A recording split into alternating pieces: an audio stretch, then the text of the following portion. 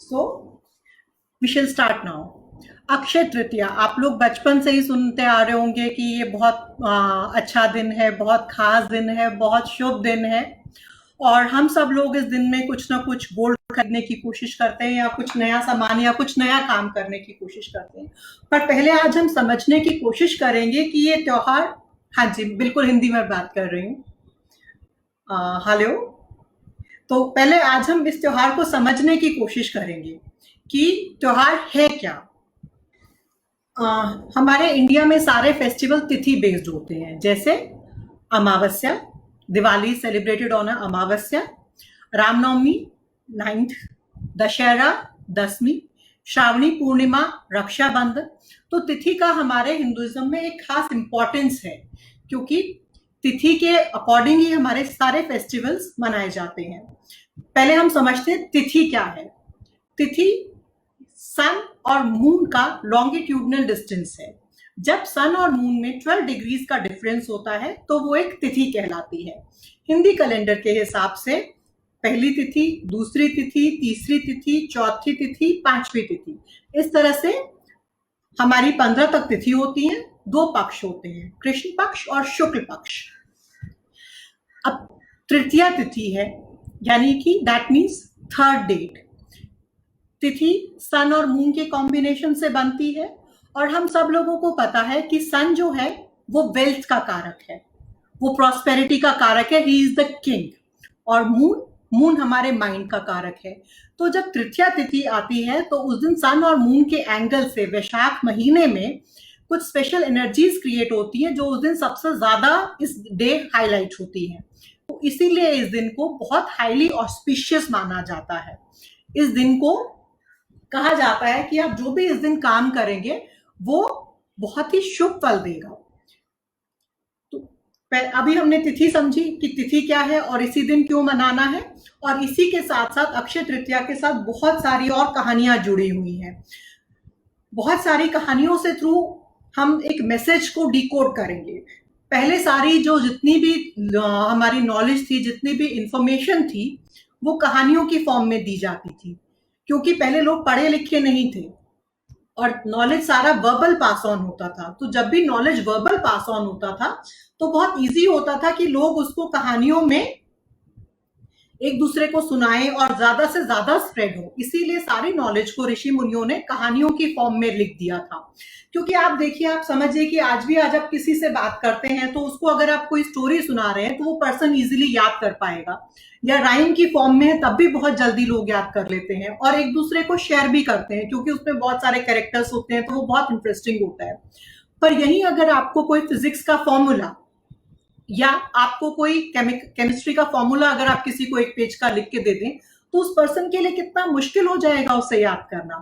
तो ऋषि मुनियों ने क्या किया, उन्होंने जितना भी कहानी था उसमें जो इंपॉर्टेंट इंफॉर्मेशन थी उसको एक कहानी की फॉर्म में कन्वर्ट कर दिया और उसको देवी देवताओं से जोड़ दिया, ताकि लोग एनर्जीज की बात ना कर देवी देवताओं की बात करें, और इससे जो मैसेज वो देना चाह रहे थे, जो मैसेज सोसाइटी में पास ऑन करना चाह रहे थे, वो ज्यादा से ज्यादा लोगों तक पहुंचे और लोग उसे फॉलो करें।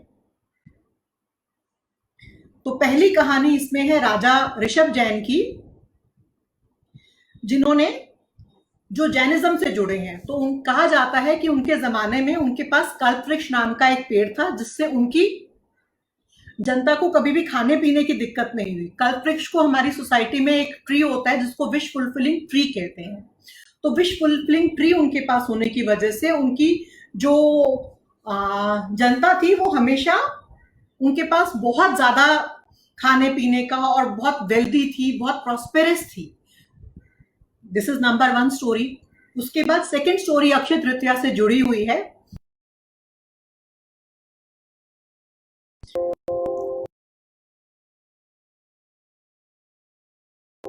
सेकेंड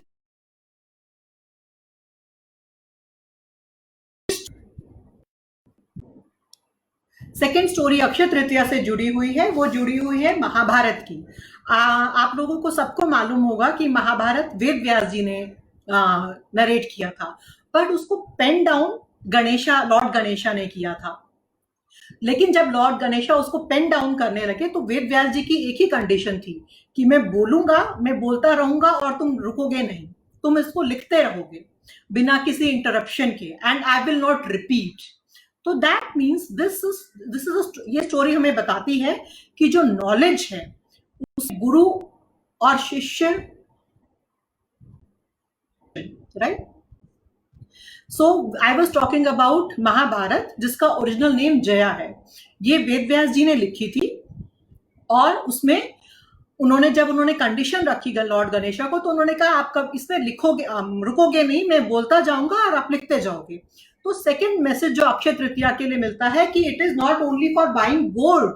अगर इस दिन आप कुछ नॉलेज या इस दिन कुछ पढ़ाई लिखाई या कुछ इस तरह का काम करते हो तो वो भी आपके लिए बहुत अच्छा होने वाला है। और जैसा कि आप इस लॉकडाउन में रियलाइज कर रहे हैं कि नॉलेज होना कितना इंपॉर्टेंट है, अगर आपके पास नॉलेज है या कुछ है तो आप घर बैठकर भी बहुत सारा अपना काम कर सकते हैं या इस टाइम को इफेक्टिवली यूटिलाइज कर सकते हैं, क्योंकि बाकी अभी और किसी मेटेरियलिस्टिक चीज की इंपॉर्टेंस नहीं रही है। So that is the second story of that is the second story of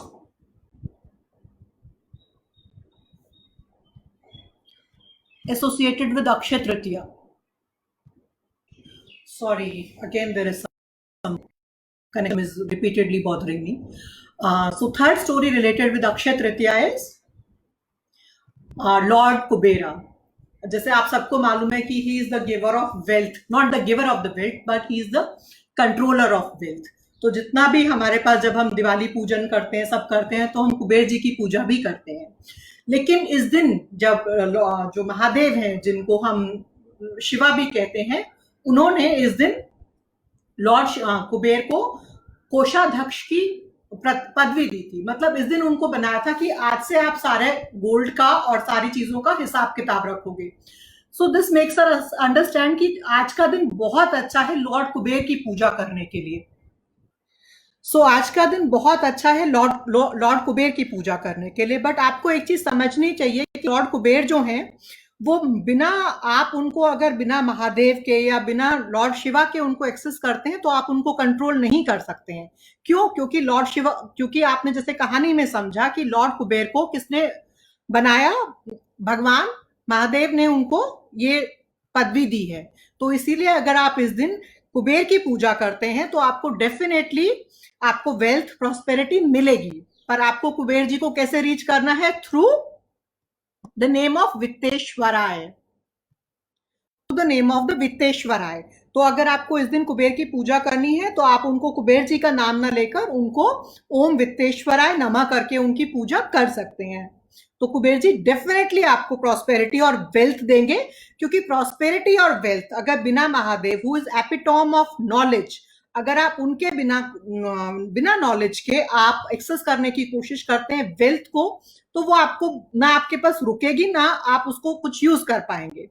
तो right way to go through Kuber is Mahadev, इसीलिए ओम वित्तेश्वराय नमः। अब इसके साथ एक और कहानी जुड़ी है।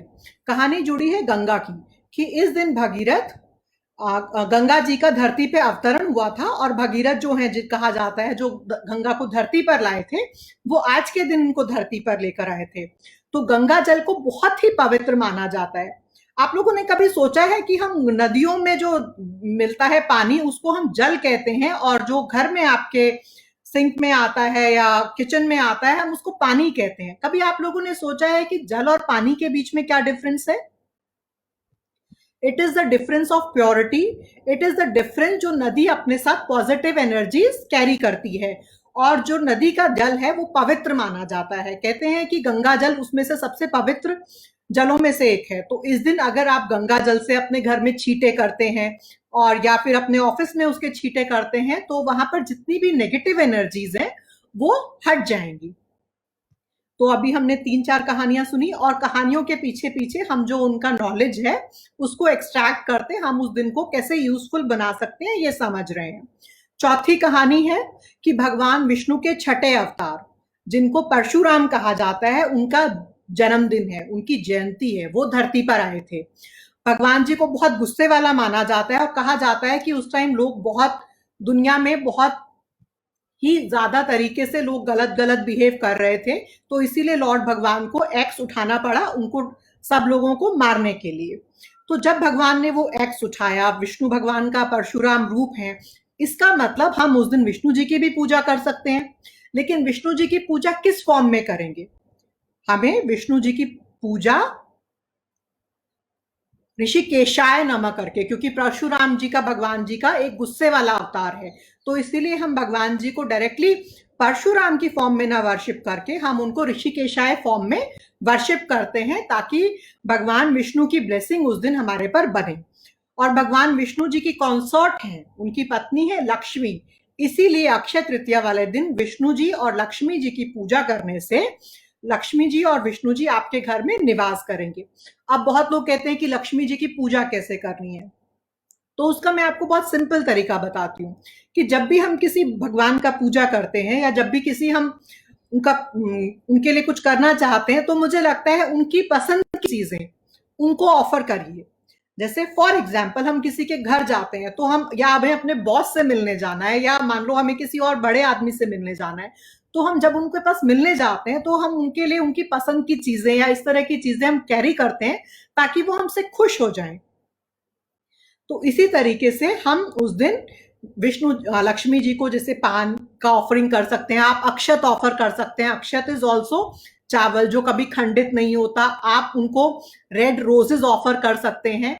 और श्रिम जो लक्ष्मी जी का बीज है, आप पूरे श्री यंत्र की साधना के साथ या खाली लक्ष्मी जी की मूर्ति के साथ, अगर आपके पास श्री यंत्र नहीं है, और श्रिम बीज से आप उनको वर्शिप कीजिए। और भगवान विष्णु के लिए आपको कौन सा मंत्र यूज करना है? ओम नमो भगवते ऋषिकेशाय, क्योंकि परशुराम जी को उनके साथ एक वो गुस्से वाला, क्रोध वाला भी एंगल है, तो इसीलिए उनको ऋषिकेशाय फॉर्म में हम वर्शिप करेंगे, ताकि लक्ष्मी जी की कृपा हमारे ऊपर बनी रहे। अब ये तो थी सारी कहानियां, इसके अलावा दो तीन कहानियां और हैं। जैसे आप लोगों को महाभारत में जिसका नाम जया है, आप लोगों ने सुना होगा कि सुदामा जी के पास कुछ खाने के लिए नहीं था और वो बहुत दुखी थे और बहुत परेशान थे। तो वो एक छोटे से गमछे में थोड़ा सा चावल बांधकर भगवान कृष्ण के पास जाते हैं, और जाते हैं तो उनको वो प्रसाद ऑफर करने में उनको बहुत शर्मिंदगी होती है, वो नहीं कह पाते हैं। लेकिन ईश्वर तो ईश्वर है, सर्वव्यापी हैं, वो जान जाते हैं और वो वही चावल उनका खाते हैं। लेकिन सुदामा उनसे जाकर कहते नहीं है कि मेरे पास कुछ भी नहीं है या मुझे कुछ चाहिए। लेकिन ईश्वर उनका, जब वो सुदामा जी अपने घर पहुंचते हैं, तो उनका घर with all wealth happiness already fulfil होता है। तो कृष्णा ने बिना कहे उनकी मन की बात जान ली। ये स्टोरी भी अक्षय तृतीया से ही रिलेटेड है, उस दिन भी अक्षय तृतीया का ही दिन था। तो इसका मतलब अगर आपके पास कुछ भी नहीं है, कुछ भी नहीं है, और अगर आप भगवान को भाव से सिर्फ चावल भी ऑफर करते हैं, तो भगवान उस ऑफरिंग को उतने ही अच्छे से लेंगे जितना किसी और चीज को लेंगे। सो दीज 3-4 स्टोरीज, ये स्टोरीज हैं, बट इनके पीछे का एक्चुअल मैसेज मैंने आपको समझाने की कोशिश की है कि इस दिन आप ना खाली गोल्ड खरीदना है, तो एक चीज है कि चलो आपने गोल्ड खरीद लिया, वो आपका इन्वेस्टमेंट है, बट इसके अलावा आप उस दिन नॉलेज के लिए भी अपने शुरुआत कर सकते हैं, आप और भी अच्छे कामों की शुरुआत कर सकते हैं। और सबसे अच्छी शुरुआत मुझे लगता है आपको अपने रिश्तों के लिए करनी चाहिए, एक नई शुरुआत उनके लिए भी करनी चाहिए, क्योंकि जो चीज आप इस दिन स्टार्ट करेंगे उसका क्षय नहीं होगा। तो जितनी भी आपके मन में, जितनी भी आपके अंदर नेगेटिव थॉट्स हैं किसी भी पर्सन को लेकर या किसी भी इंडिविजुअल को लेकर, आप प्लीज उसको निकाल दीजिए और अच्छे मन से उस दिन एक नए रिश्ते की शुरुआत कीजिए। ये भी अक्षय तृतीया के दिन आप कर सकते हैं। Why not to give birth to positive thoughts. इसके अलावा आपने अक्षय पात्र की स्टोरी सुनी होगी, एक और महाभारत की स्टोरी है कि इस दिन पांडवों को सूर्य भगवान ने अक्षय पात्र दिया था। अक्षय पात्र इज अगेन अक्षय, जिसका क्षय नहीं हो सकता, उसमें खाना कभी खत्म नहीं होता था। तो जितनी भी स्टोरीज हैं ये सारी हमें नॉलेज, हमें वेल्थ, हमें दोस्ती, हमें ज्ञान, इसकी सीख दे रही है कि इस दिन हम ये सब अच्छे काम करें, और हमारे वो काम जो इस दिन हम करेंगे वो आगे तक हमारे साथ रहेंगे, not only in this life but after this life also these work will stay with us. So अब हम इंपॉर्टेंट बात करते हैं कि और क्या कर सकते हैं हम लोग अक्षय तृतीया पर? हमने लक्ष्मी जी का मंत्र समझ लिया, हमने विष्णु जी का समझ लिया, हमने ये भी समझ लिया कि क्या हम नॉलेज के लिए कर सकते हैं। हम नॉलेज के लिए किसी को करना है तो उनको गणेश जी की पूजा करनी चाहिए, बिकॉज उनके जैसा शिष्य, उनके जैसी पढ़ाई लिखाई कोई नहीं कर सकता। अब हम आप लोगों ने सुना होगा कि बहुत लोग दान के बारे में बात करते हैं। दान इतना इंपॉर्टेंट है क्योंकि जब सब लोग ब्रह्मा जी के पास गए थे, जैसे कि आप लोगों को मालूम होगा कि वो क्रिएटर हैं, तो क्रिएटर जब ब्रह्मा जी ने यूनिवर्स क्रिएट किया तो मनुष्य, देवता और दानव तीनों उनके पास गए क्योंकि तीनों उनकी क्रिएशन है, और उनसे कहा कि आप हमें कोई उपदेश दीजिए। तो ब्रह्मा जी ने उनको उपदेश दिया, द द वर्ड का उपदेश दिया, और ये द वर्ड का उपदेश देवताओं के लिए भी था, मनुष्यों के लिए भी था और राक्षसों के लिए भी था। लेकिन तीनों को उन्होंने सिर्फ द वर्ड का उपदेश दिया, लेकिन तीनों के लिए इसका मतलब अलग अलग था। मतलब अलग अलग कैसे था? देवताओं के द मतलब दमन, क्योंकि देवता स्वर्ग में रहते थे, तो आप लोगों ने सुना होगा बहुत सारी कहानियां, अप्सरा होती हैं और वो हमेशा लेविश लाइफस्टाइल में जीते रहते थे, तो इसका मतलब उन्हें अपनी इच्छाओं का दमन करना था। द उन्होंने राक्षसों को भी द ही उपदेश दिया। द उपदेश का मतलब कि आप लोगों को दया करनी है, क्योंकि राक्षस क्या करते थे? वो लोगों को मार के खा जाते थे, तो उनके लिए द का मतलब था दया। और मनुष्य के लिए सबसे इंपॉर्टेंट था दान। ऐसा कहा जाता है कि जो भी आप दान करेंगे वो आपके पास वापस आएगा। तो क्यों ना हम इस दिन दान करें, ताकि जब हम जो आज के दिन दान कर रहे हैं, अक्षय तृतीया वाले दिन जो दान कर रहे हैं, वो हमारे साथ लाइफ लॉन्ग रहे, वो हमारे अच्छे कर्मों में जुड़ जाए, इस लाइफ में भी और लाइफ के बाद भी। अब ये दान सबके लिए अलग अलग हो सकता है। एग्जाम्पल, जैसे किसी को पितरों से रिलेटेड कुछ प्रॉब्लम है, आपको लगता है कि आपके यहाँ फैमिली में बच्चे नहीं हो रहे हैं, या मतलब हमारे एंसेस्टर्स की वजह से कुछ प्रॉब्लम है, तो उस दिन आप एक कॉपर का लोटा लीजिए। कॉपर, आपको मालूम होगा कि हमारे लिए सबसे अच्छा मेटल मानते हैं हम लोग, क्योंकि कॉपर की जितनी हीलिंग प्रॉपर्टीज हैं और जितना ये पाठ पूजा में यूज किया जाता है, ये बहुत ही अच्छा मेटल है। अभी धीरे धीरे हम मॉडर्न होते होते अपनी पुरानी सभ्यताएं खो रहे हैं, बट जब अब आज हम डिफिकल्ट टाइम में हैं, तो हमें समझ आया है कि जितने भी हमारे पूर्वजों ने जो चीजें बनाई हुई थी, वो हमारे अच्छे के लिए थी। चाहे वो घर में आते ही पहले हाथ पैर धोना था, साफ सफाई था, या सादा लाइफस्टाइल था, वो हमारे लिए ही बनाया गया था, हमारे अच्छे के लिए बनाया गया था। तो कॉपर में आज भी जैसे बहुत सारे बेनिफिट्स हैं। अगर आपको हेल्दी रहना है तो आप कॉपर को यूज कीजिए, अगर आपको अपना आईसाइट बढ़ाना है तो आप कॉपर को यूज कीजिए, आपको अपना वेट कम करना है तो आप कॉपर को यूज कर सकते हैं। पर यही नहीं कि अगर आपको कुछ पितरों से रिलेटेड प्रॉब्लम है, तब भी आप अक्षय तृतीया वाले दिन कॉपर के उसमें जल भरकर वो भी आप दान कर सकते हैं। आप देखेंगे कि आपको इस तरह की प्रॉब्लम्स में काफी रिलीफ मिलेगा। और जो लोग एजुकेशन से सफर कर रहे हैं, जिनको एजुकेशन में बहुत प्रॉब्लम हो रही है, वो लोग छाछ का दान कर सकते हैं। जो लोग मैरिड हैं, जो लोग फीमेल्स मैरिड हैं, उनको लगता है कि नहीं हमारी मैरिड रिलेशनशिप इतनी अच्छी नहीं चल रही है, so to improve their married relationship they can, वो कुमकुम का दान कर सकती हैं, या कुमकुम देवी को ऑफर कर सकती हैं, लक्ष्मी जी को ऑफर कर सकती हैं। और आप लोग नारियल भी दान कर सकते हैं, जिनको बहुत ऑब्स्टिकल्स प्रॉब्लम्स लाइफ में आती हैं, अनएक्सपेक्टेड कुछ प्रॉब्लम्स आ जाती हैं, उनके लिए नारियल दान बहुत अच्छा माना गया है। आप अक्षत चावल को दान कर सकते हैं, क्योंकि अक्षत का दान कभी भी क्षय नहीं होता। गेहूं को अक्षत नहीं कहा जाता, सिर्फ चावल को ही अक्षत कहा जाता है। आप चावल दान कर सकते हैं। आप खाली जल दान कर सकते हैं, अगर आपको लगता है कि नहीं मेरे पास ये सब भी करने के लिए नहीं है, तो जल जो है वो हमारे उसमें फाइनेंस को, जल तत्व इज वेरी इंपॉर्टेंट, वो हमारे फाइनेंस को रिप्रेजेंट करता है। आप खाली जल भी दान सकते हैं। Thank you so much. Now I am open to questions if you want to, अगर आप लोगों को कुछ पूछना है तो प्लीज आस्क योर क्वेश्चंस। कोई कुछ क्वेश्चन पूछना चाहता है इससे रिलेटेड, या आपने किसी और वास्तु या एस्ट्रोलॉजिकल कंसर्न के रिलेटेड? अक्षय तृतीया 25 तारीख, यानी कि शनिवार को दोपहर 12 बजे के 12 से स्टार्ट होगी, 12:15 12:30 के आसपास से, और संडे को सुबह 1:30 बजे तक है, मतलब दिन में 1:30 बजे तक है। तो जिन लोगों को अक्षय तृतीया का दान करना है या पूजा करना है, तो मॉर्निंग टाइम जो संडे को है, 26 अप्रैल को है, that is the best time.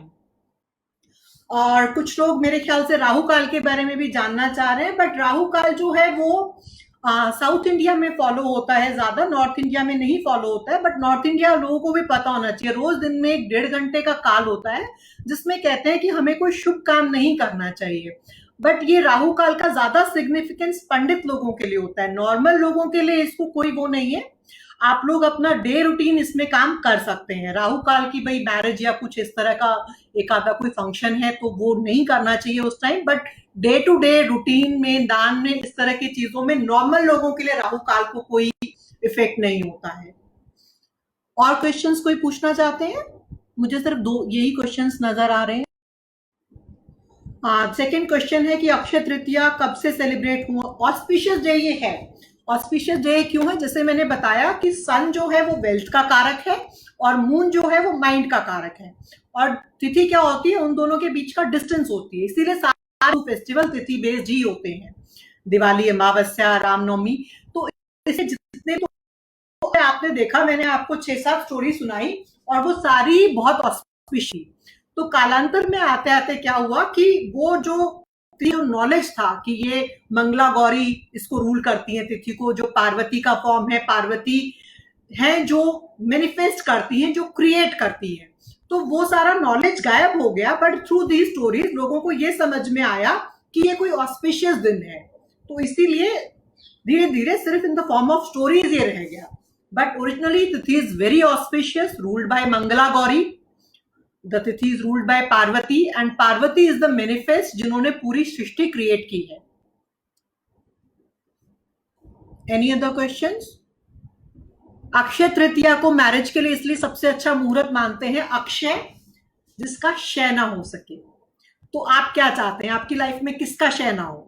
आपकी मैरिज का। मैरिज आप इंसान एक ही बार जिंदगी में करता है, तो इसीलिए वो चाहता है कि मैरिज उसकी ऐसे शुभ दिन हो कि जिस दिन अगर वो मैरिज या एक रिलेशनशिप को स्टार्ट करे तो वो लाइफ लॉन्ग उसके साथ चले। मैंने कहा ना, इसको आप मैरिज से, रिलेशनशिप से, किसी भी चीज से जोड़ सकते हैं।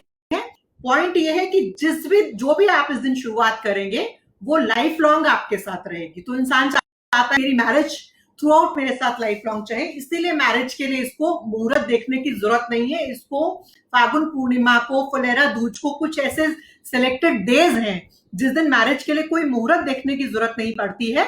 आप उस दिन मैरिज या इस तरह के ऑस्पिशियस एक्टिविटीज कर सकते हैं।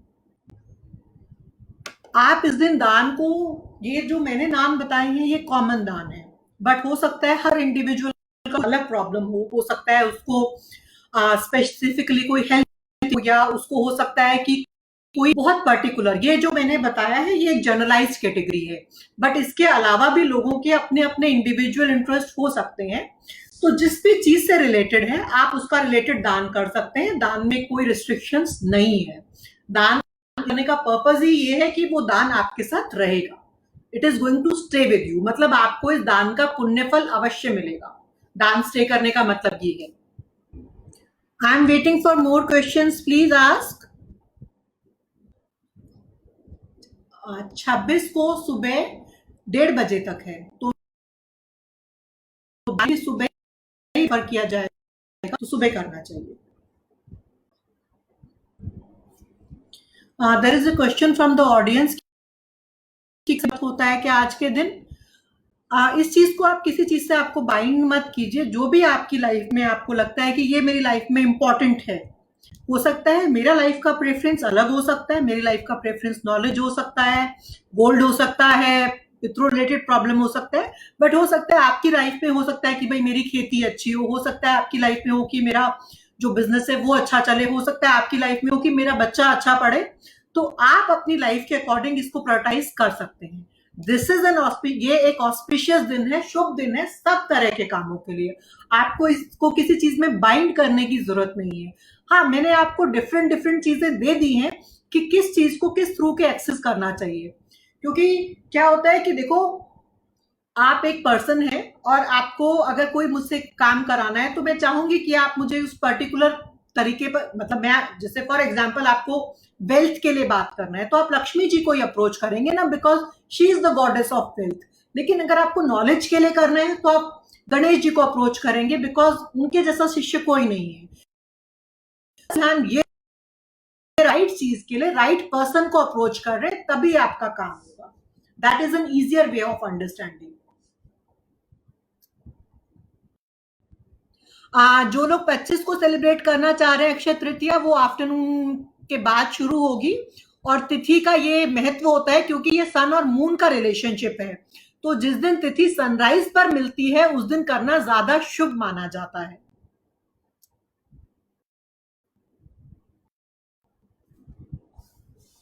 I am still waiting for the questions. I think whatever I could see in the comment box, I have answered. बिल्कुल कर सकते हैं. शरबत और मिट्टी के बर्तन भी दान कर सकते हैं. मैंने कहा ना, जैसा आपको जैसा रिक्वायरमेंट है. तो शरबत मैंने जैसे छाछ बताया विद्या के लिए, शरबत बताया प्रॉस्पेरिटी के लिए, जल का दान भी बताया. अगर आप शरबत नहीं कर सकते, मैंने सबसे सिंपल बताया, आप जल का दान कीजिए. पर जिनको भी पितृ रिलेटेड प्रॉब्लम है वो प्लीज कॉपर के वेसल को जरूर यूज कीजिए.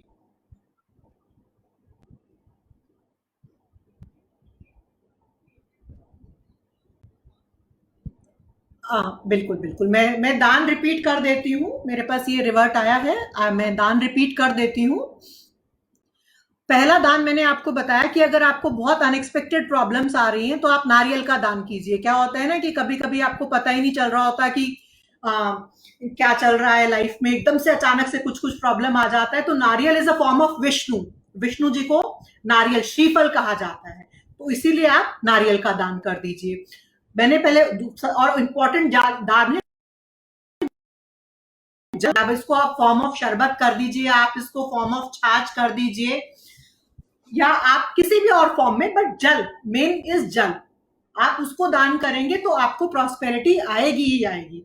इसके अलावा कुछ लोग हैं जैसे वस्त्र का दान, जिनको लाइफ का लॉन्जिटिविटी का प्रॉब्लम है, मतलब जो उनकी हेल्थ ठीक नहीं रह रही है, या उनको लग रहा है कि भाई लाइफ में कुछ इस तरह का, मतलब मेरी हेल्थ पे इश्यूज आते हैं. तो लंबी आयु के लिए आप वस्त्र का दान कर सकते हैं, क्योंकि वस्त्र जो है वो शुक्र का कारक है. और शुक्र ने ही संसार को संजीवनी विद्या दी है. संजीवनी मंत्र जिसको महामृत्युंजय कहा जाता है, वो शुक्राचार्य जी का दिया हुआ है. तो जिनको भी ऐसे है वो दिन वस्त्र दान कर सकते हैं. उसके अलावा आपको चंदन का दान भी कर सकते हैं. अगर किसी के बार बार कुछ अनटाइमली एक्सीडेंट्स हो जाते हैं या कुछ हो जाते हैं, तो चंदन का दान भी बहुत शुभ माना.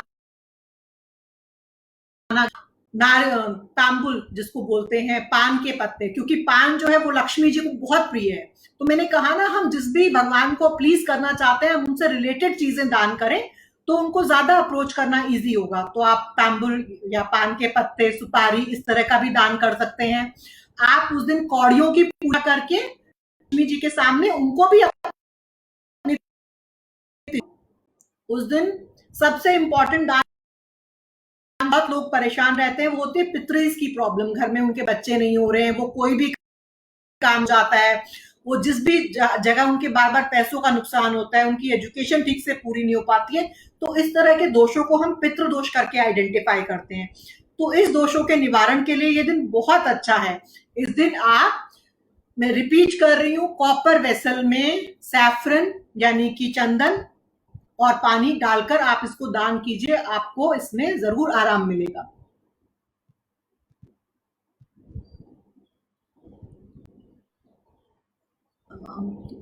Are there any other days which are similar in other cultures? मैंने आपको बताया जो कल्चर में अदर डेज आप पूछ रहे हैं, वेरिएशन में जैनिज्म में बहुत मनाया जाता है अक्षय तृतीया को. जैसे मैंने भगवान राजा ऋषभ का स्टोरी सुनाया, जिनके पास कल्प वृक्ष था. तो जैनीज में अक्षय तृतीया का बहुत इंपॉर्टेंस है. वो लोग इस फेस्टिवल को बहुत अच्छे से सेलिब्रेट करते हैं. More questions please.